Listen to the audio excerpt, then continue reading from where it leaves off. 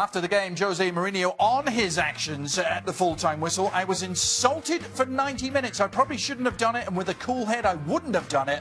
But with my family insulted, including my inter-family, I reacted like this. Fellaini changes the game. We didn't have him in the first leg. We introduced Juan Mata not for the free kicks, but to put crosses in for Fellaini, who always dominates in the air. Well, listen, let's clear one thing up, right? In my experience, players and coaches are abused for 90 minutes in most games, right? It's part of it. It's not right. It's part of it. But once again, on the first point, once again, he's stealing headlines from players. That's what he's doing here. He goes on, he cups his hair, the cameras are on him, and then he goes and has an argument with Bonucci, who comes over. So it's all about Mourinho. Again, there's a shock. Secondly, it's a great result. Of course it is. It is a great result. But I'm not buying this. This was a great United performance because I use the word again that Stevie loves, profligate. The only reason that we're in this game is because Juventus were profligate in the final third. So do we credit United for hanging in against a team that were poor in the final third and it finishing? Or do we credit them for coming back? And also, Allegri made the change where he took De Chile off, he brought Barzagli on, as if maybe anticipating the Fellaini balls into the box and all that, but it just made them sit a little bit back. Look, it might have been a great footballing performance, but this was a great Mourinho performance. He has made a career... How? How is it a great Mourinho performance where you give up 23 chances and some of them but you keep yourself in the game somehow. Because they're missing chances. And fine. That's got nothing to do with how he sets up. That's but Juventus. you keep yourself in the game because you know if they're bad. If you overextend, you open up, you leave all kinds of spaces. But they did. At least you keep yourself in the game, and then you get away with the smash and grab at the end. They're keeping themselves in the game because Juventus are missing chances, not because that's on Juventus. Yes, but United set up defensively. United set up defensively. And how'd that work out when they were having all these chances?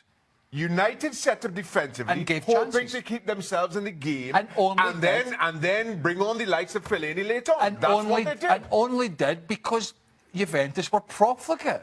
It's got nothing to do. It's got nothing to do with Mourinho's setup. The difference in quality between Manchester United and Juventus is huge. I get that. I get that. And what Mourinho does when he has teams who are second best, as United was, is somehow you keep yourself in the game. He shuts up shop. You said he shuts up shop. He tries to shut. But he didn't shut up shop. He did not shut up shop. They gave up numerous chances. But not because they were trying to get forward. No, because Juventus picked them apart with some great play. Because Juventus are good. Yes, but so where's the credit for Mourinho's tactics here? Because Juventus missed a host of chances. I'm just saying, this is what Mourinho always does. You don't bother, you don't really try to attack the opposition. You sit back, you soak up pressure, you hope for a bit of luck, you hope for the other team to be a little bit wasteful, and then you bring on the likes of Fellaini and Mata later on, and you get the points. And that's what they did. And credit for that. What was your assessment, Ali? Well, I would tell you that as we were getting ready to come into studio, the conversation was going to be about how good Betancourt looks, how much he dominated the midfield, how much he's running circles around Paul Pogba. We also would be talking about Cristiano Ronaldo and the sort of finish and the sort of moment that he provides that maybe Juventus would need not only the group stage, but further down in this competition where maybe this is what they've been missing in order to win Champions League. Those were the storylines really coming out of the game. And then the last 5 minutes happen when you think, where did Manchester United get this result? Now, to some degree, they deserve a whole lot of credit because they did hang in. Now, it has to do with Juventus missing opportunities. I don't know that this has anything to do with Mourinho, but what I would suggest, though, is for Manchester United, these are games in the past under Mourinho that they found ways to lose. Here, they found a way to win out of nowhere. Out of nowhere, because we sit here at times and we have discussions with guys like Marcotti who tell us about expected goals. And if you look at expected goals here, well, Juventus would have won this game easily. And we laugh at Marcotti, and as we should, because those things are not important. Expected goals it means absolutely nothing to Juventus now. somehow Manchester United get 3 points out of this, and it's something that I don't think any of us saw coming. Real Madrid, with Santi Solari's second game in charge, ending up as a 5-0 victory in Viktoria Pilsen. A purple patch for the Merengues.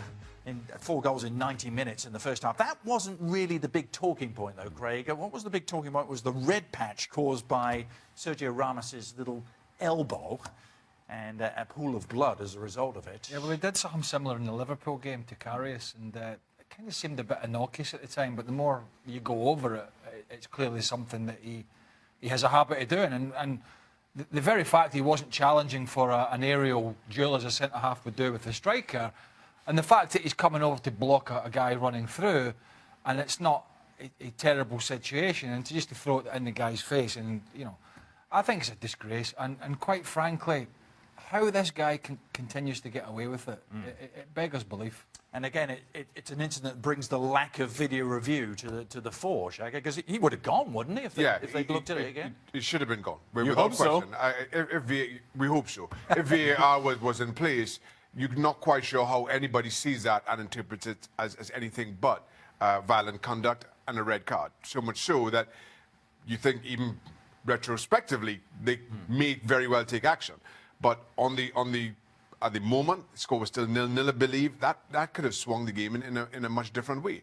It was awful. It was cheap. It is exactly what the game has been trying to stamp out. Awful and cheap, Ali? Yes, and certainly out of place. And when you consider that there's a history here with Sergio Ramos, we should not be surprised. Now, we can argue about VAR, and we all want it to be part of the game, and we all want this technology to help make these decisions.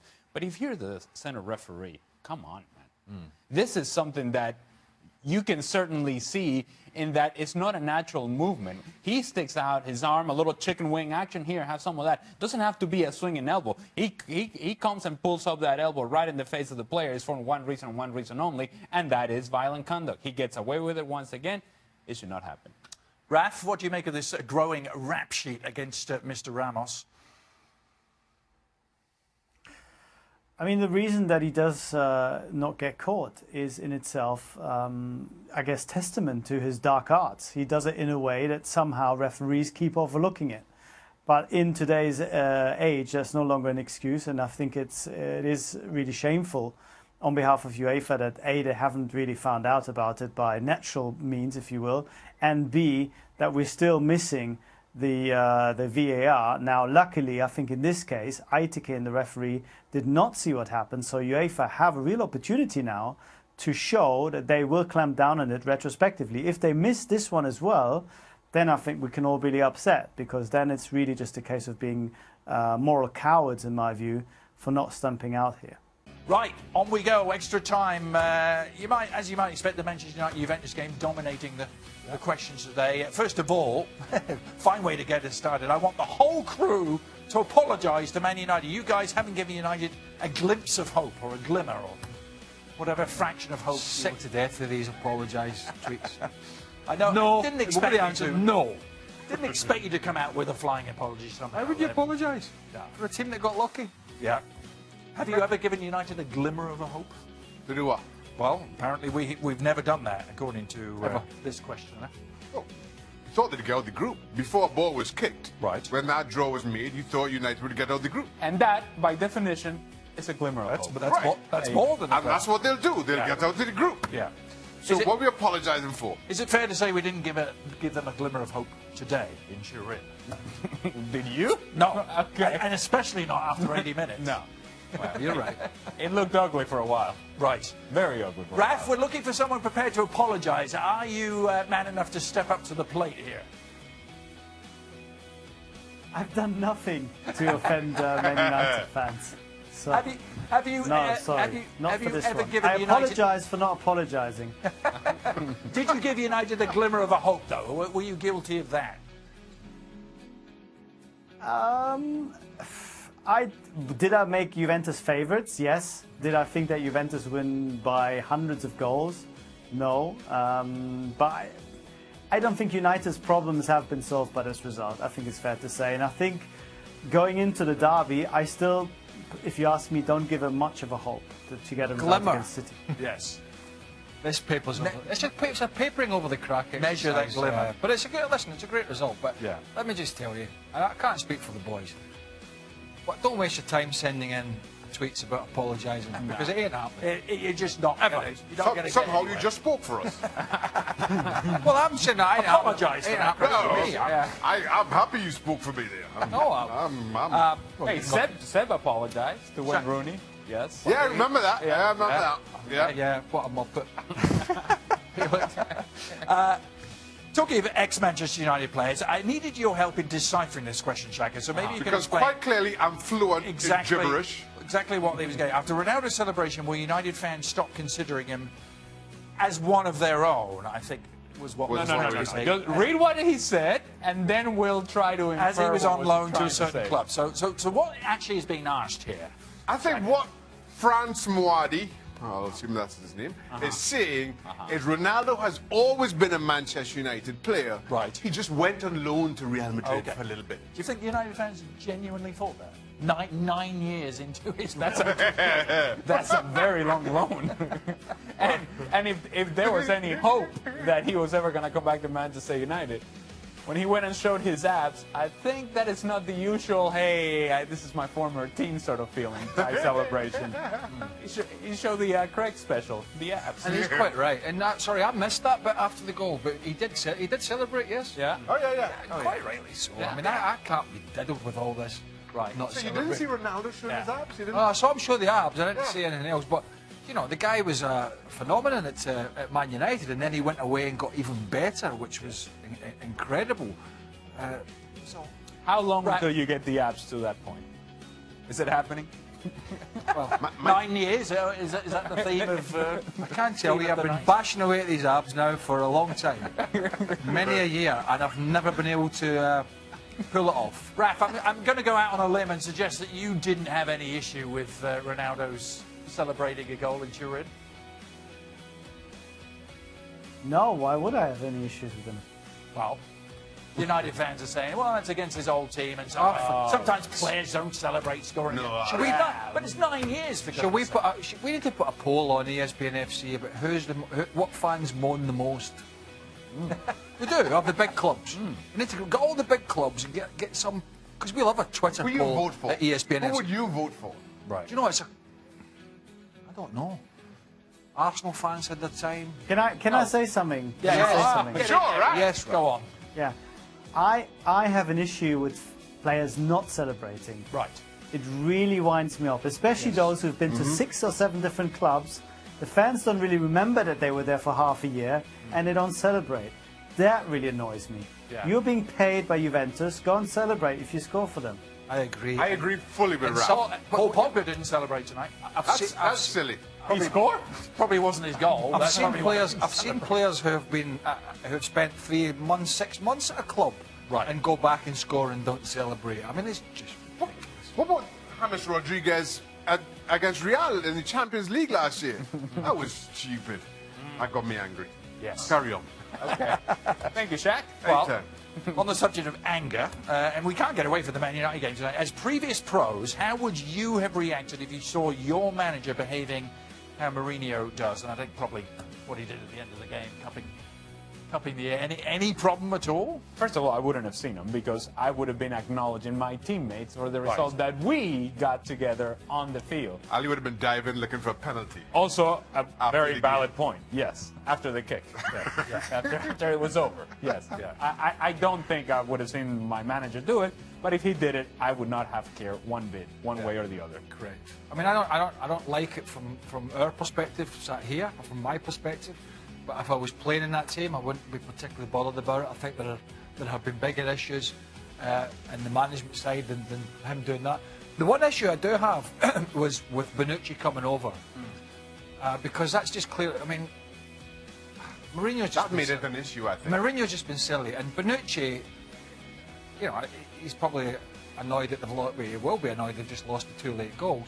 But then he comes over in the usual scenario with the arms out, asking him why he's doing it. I mean, just get in it. Get down. I didn't have much of an issue with Mourinho cupping his ears after taking abuse. But Craig's right. Bonucci coming over does make it an incident, and all of a sudden now it's a talking point when otherwise, and I'm sure it's happened, I'm sure a number of other managers have done it, just kind of Well, goes by. when you think about it, though, it's him, and there might be some United players in the dressing room or on the bus saying, "Well, there we go. Stolen our thunder. It's all about him again, isn't it? 2 late goals." Yeah, but Rafa, again, it doesn't happen in a vacuum. He has personal history with Juventus, doesn't he, as former Inter manager? Does that lend anything to this?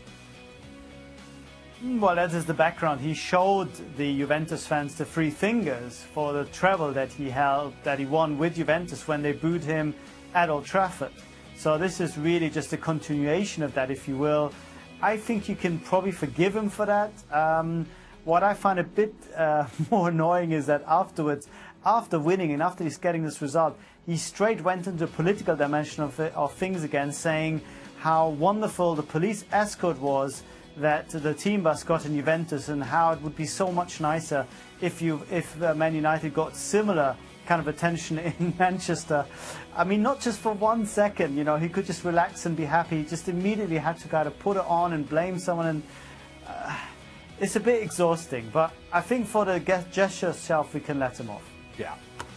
Hey, he could be in the Europa League where he was a couple of years ago, and that's called a segue. So he showed the Juventus fans the three fingers. Well, you know what finger they were showing him. That was very clear. Yes. And so he's complaining about, well, you know, they were being rude and insulting me and my family. So what else he is? Yeah. Right, you go back to that segue again. Yes, the segue which I tried to craft from Europa League, Jose He says something Mourinho. about Europa League. Just pick it up from there. Pick it up from Europa League and the boys will cut it. Right? I like this question for Robert. Which Europa League match are you looking forward most to watching The tomorrow? final. No, tomorrow. Oh, That's tomorrow, not. That's not tomorrow. I'm out of this Come on, one because I'm off tomorrow. No, but I know you'll be at home. What are the choices? I've What are got the choices? family things to do. I'm going to go with Bate Borisov against Chelsea. Simply because I want to see Alvaro Morata keeping that hot streak going. All right. Could he keep scoring goals? Yes, he could.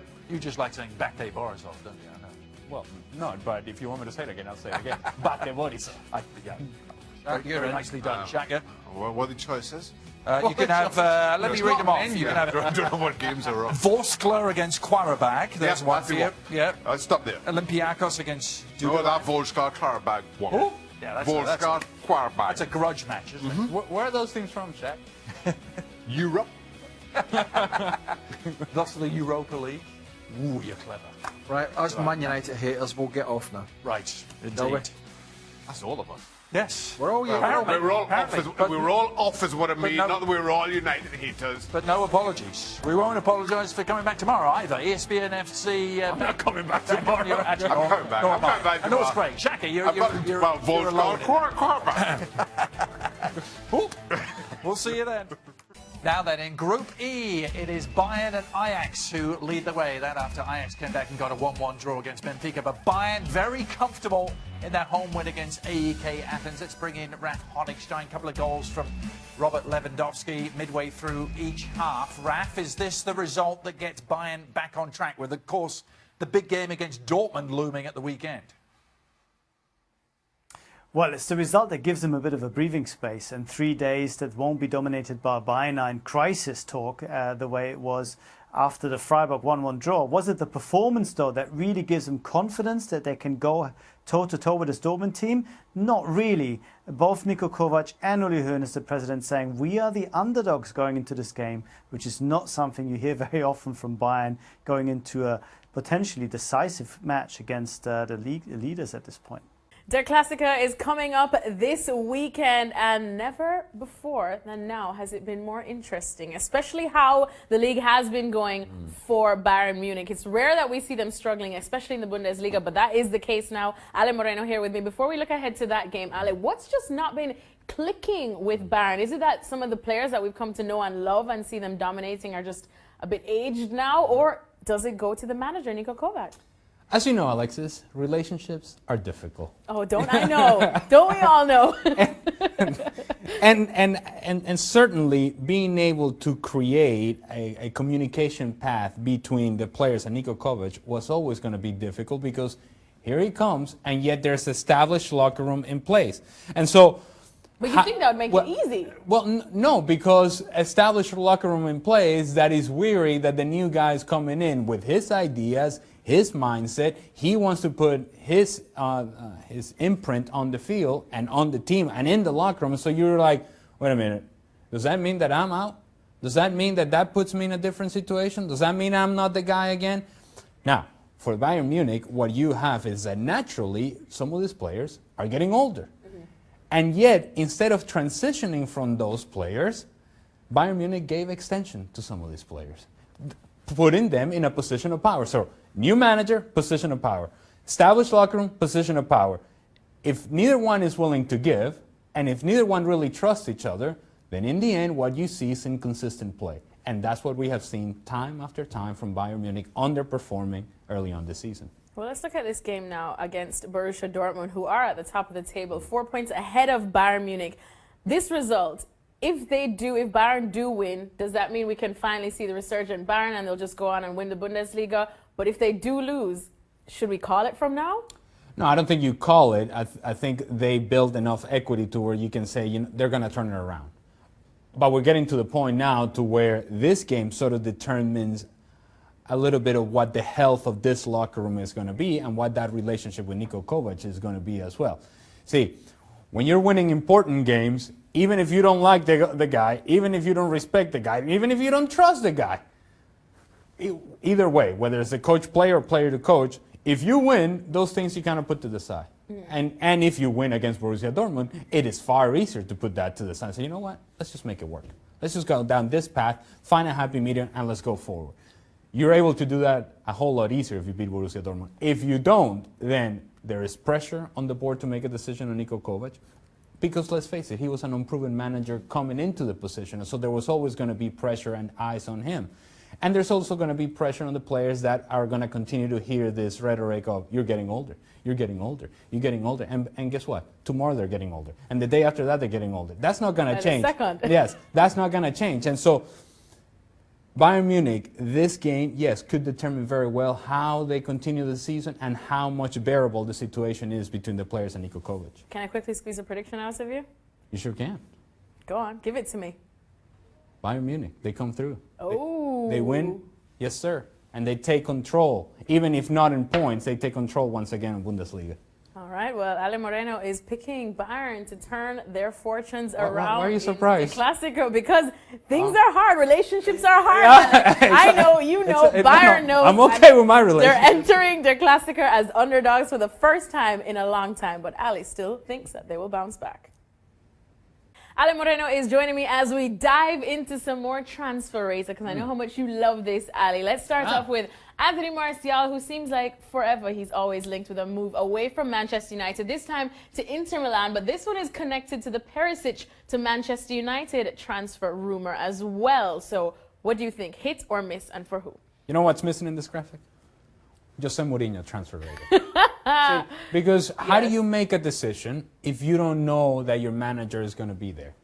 And as you know, Manchester United fan, it's difficult right now to forecast as to what the future is going to be for Manchester United and Jose Mourinho, because one week they look awful, the next week they look even more awful, then all of a sudden they get a miraculous result and we're okay, nothing to see here, it's all right, no problem, and then we get awful again. Yeah.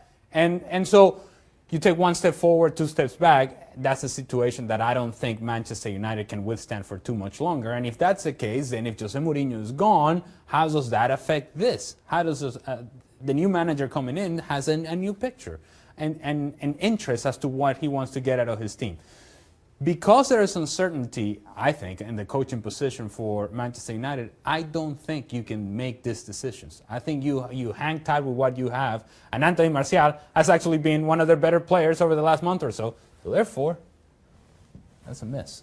And miss. All right. For so now. Misses for now, until we figure out who's going to actually stay. All right, Jadon Sancho now to Juventus from Dortmund. Hit or miss? So this is a yearly thing now for Borussia Dortmund. Young player and an opportunity to go a big club. It seemed like this time last year we were talking about Christian Pulisic going to Liverpool. Now it's Jadon Sancho going to Juventus. And I would tell you the same thing that I said about Christian Pulisic. I think it's important that he stays at Dortmund where he's getting playing time, significant playing time, where he's making a difference game in and game out, week in and week out, with a team that, oh, by the way, is first in the Bundesliga. I think Jadon Sancho would be better served staying where he is for now. Then maybe in the future we think about something bigger. As for right now, Juventus, I don't think so. Slow your horses there on Yep. this one. Someone who hasn't been slow at all is Callum Wilson at Bournemouth. 7 goals already, I think set up a couple, 4 more. Now he's being described as a perfect player for Chelsea. What do you think? Hit or miss? 2 or 3 weeks ago, I would have said, bring anybody to Chelsea. Bring anybody. Just open the door and say, you know what, come on down. in. Come on down, because we don't have anybody that can really score goals. But my boy, Alvaro Morata, somehow, out of the dead, he's Heard come you. back. Yes, yes. The prayers have been answered. He's been scoring goals. He's looked good. So I don't think there may be a need for Callum Wilson to go to Chelsea. And if he does, it would be on not in a starting role. It's coming off the bench. And I don't. If you're Bournemouth, you've got to be careful with this as well, because you need a player like him. Chelsea can put Callum Wilson on the bench. I don't think that Bournemouth can do that. So I'm going to say this is a miss. And finally, Eric Bailly to leave Manchester United. This one has also been floating around for some time now. What do you think, Ali? Hit Now, or miss? the difference between this and the other two is the fact that he hasn't been playing under Jose Mourinho. Exactly. Who brought him in? He said, come on, this is your team. We're going to develop under my guidance, and you're going to become a premier defender. Well, he hasn't been playing. No. And he hasn't become a premier defender. And so regardless of whether Jose Mourinho is there or not, it feels like it's best for him to go elsewhere. So it's an open-ended question. To leave Manchester United Yes. is a hit. All right, thanks so much to Ali Moreno. So only one hit for you, and it is probably the more obvious one of all of the lot. So we'll continue tracking all of these stories to see if they do indeed happen how Ali has predicted or not right here at ESPN FC. Well, I went away for a month and abandoned Ali Moreno, but now I'm back and it's already playoff time in MLS. Second leg fixtures is what we're looking Do you at. think they care that you went away for a month? No, I'm just saying that it's already MLS playoff time, Ali. You're just establishing that It's you were been a hot off minute. for a month. Okay. I was establishing that. All right, so Seattle, Portland. This one is the one that picks my brain, Ali. So what do you think? Picks your brain, huh? Portland leading this 2-1. And the biggest issue for me regarding the Seattle Sounders are the injuries. Chad Marshall potentially out. Christian Roldan also came off injured in that game. Those are big, big losses for the Seattle Sounders. I still think that they're going to be very competitive at home. However, losing out on Chad Marshall means that maybe Portland gets an away goal, and that may just be the difference between the two.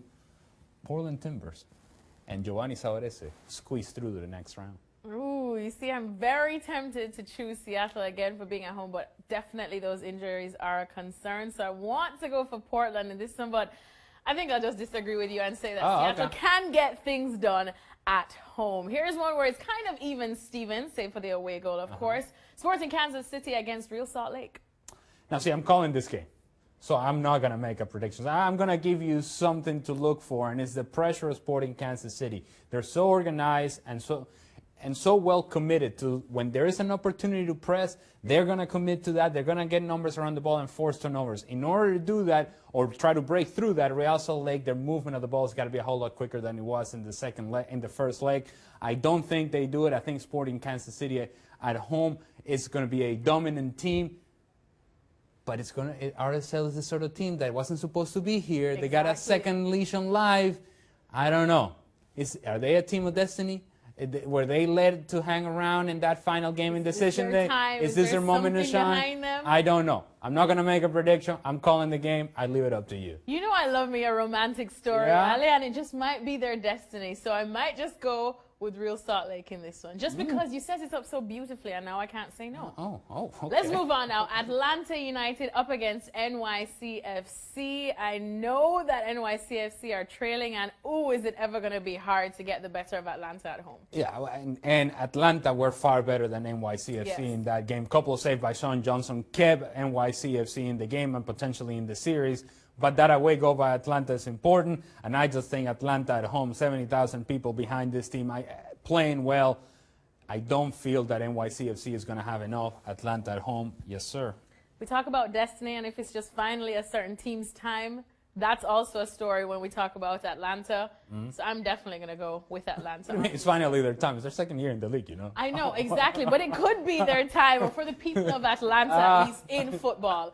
Moving on now, speaking of romantic stories, Ali, I know this one is very close to your heart. Columbus Crew, of course, with a 1-0 lead over New York Red Bulls. Red Bulls will be at home, though I feel like if I go to choose Red Bulls, you're going to bite my hand off. But let me hear what you say. Okay. It's not only the New York Red Bull, it's the record-breaking, record-setting New York Red Bull in the regular season. Supporter Shield winner, and yet they look vulnerable against Columbus, especially in that second half, and the presence of Federico Higuaín made a whole big a difference for the Columbus Crew. I was a big believer of the New York Red Bull coming into the playoff. I really was. And then I saw them play, and I thought, maybe ghosts of playoff paths are showing up for this team.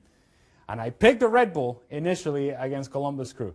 I don't pick against the Crew twice in a row. Ooh. No chance. And you know what, Ali? I know when you tug at my heartstrings, so I'm going with Columbus What? too. I'm going with Columbus. We're probably going to be made to rue this decision, but it's okay. Okay. You stuck with your heart. You stuck with your romantic story. Are you okay? And I won for that, Alejandro Moreno. So Are you okay? I'm Are we still okay. talking No, about MLS? We're still talking about MLS and the playoffs. Remember, you can catch all of the action or keep track of it That right intense. here on ESPN. Make sure to listen out for Ale Moreno in that specific game, too. Well, the big man has spoken. Not Ale Moreno just yet, but he's about to speak. But this man right here, Zlatan Ibrahimovic. Ale, Zlatan says that he's not moving from LA Galaxy if they meet his wishes and demands. Now, before we get to that and what this could possibly mean, has he done enough? Has he had enough of an impact on and off the pitch at LA Galaxy to make these sort of wishes and demands? See, I don't think Zlatan Ibrahimovic is making these wishes and demands public unless he knows he's in a position of power. And he is indeed in a position of power because... He's Zlatan. Yes, he's Zlatan, and he had produced results. And on the field, off the field, the LA Galaxy needs Zlatan Ibrahimovic much more so than Zlatan Ibrahimovic need the LA Galaxy. Not just because of what he does on the field, it's because what he represents to their brand and the market and the platform that the presence of Zlatan Ibrahimovic affords the LA Galaxy.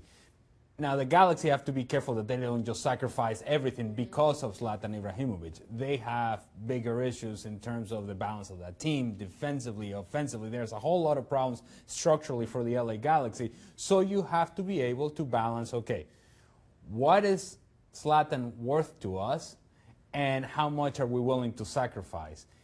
And if those things don't quite match up, don't quite make sense in the long term, then you have to make the difficult decision saying, Zlatan has been great, but thank you, no thanks. That would seem like an impossible decision to make, given the splash that Zlatan has made on the field in MLS and off the field across the world. Well, I mean, you know I love me some Zlatan, of Yes, course, you do. so it's hard for me to ever criticize him, but he's already on over 1 million, and the LA Galaxy did not make it to the playoffs. Do you think that hinders the reputation and the whole Zlatan factor any at all? Because they might have to sacrifice a designated player or two to meet these demands. Well, see, I really think that if Zlatan Ibrahimovic is here in MLS with the LA Galaxy, there was at one point or another a conscious decision to say, financially, I'm not sure that this is going to meet my needs or my demands, but I'm willing to sacrifice that for other opportunities. And part of those other opportunities are the fact that whenever this season was going on, Zlatan Ibrahimovic was just as likely to be on the field as he was to be on some sort of show as a guest, and that gives him notoriety. That gives him a brand, a market, something that he's going to exploit. Not the LA Galaxy. The LA Galaxy can take advantage of that. But when Zlatan Ibrahimovic is on Ellen, or when he is on Jimmy Kimmel, or this and the other, he's about there, yes, representing the LA Galaxy, but it's much more so representing himself.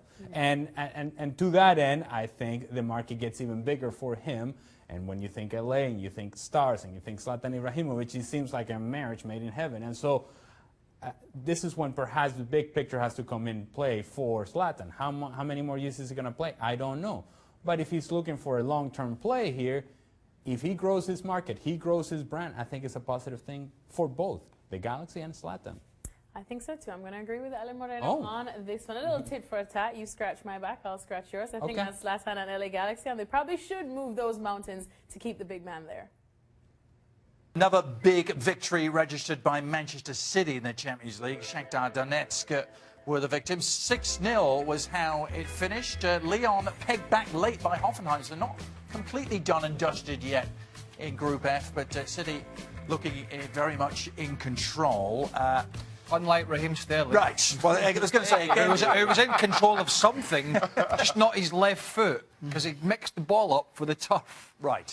That is the big talking point. Unintentionally. Not the 6 goals, the winning and the penalty, which led to the second goal for City. Yeah. Is there any defence for Sterling? No, listen, there's no blame on Sterling. He's not trying to win a penalty. He's just what we would say. He made a hash of it, and it was quite embarrassing. His manager's actually come out, Pep Guardiola's come out and said, we realised it wasn't a penalty. Raheem could have told the referee, we don't like to score in that sort of situation. He also said, and he's not hanging on this, James Milner could have told them last year in the Champions League, was it semi-final? Yeah. Right. That he played the ball for the offside goal. So he's kind of hankering still on those decisions. We had this discussion with our IFAB man here on the laws of the game. Even if he comes over, whatever he pleads, the referee can't change his decision once it's made. Well, I'll be honest, I'm not quite sure. What?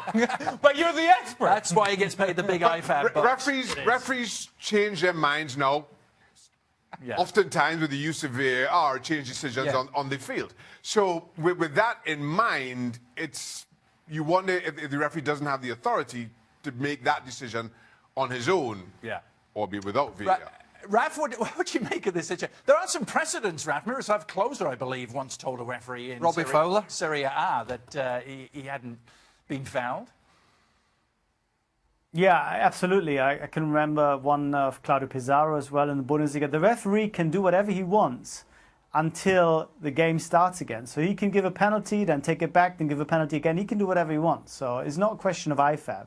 He is in control. If he suddenly realizes I made a mistake, then he can change his mind. So that's not an issue. But I don't think we can really expect Raheem Sterling to come up to the referee and says, look, no one touched me. Maybe he himself wasn't entirely sure what had happened because it was so embarrassing and not the sort of thing that you as a striker, that happens to you very often. You know, you completely miss the ball and fall flat on your face. Maybe you're hoping that someone did touch you. You're not entirely sure.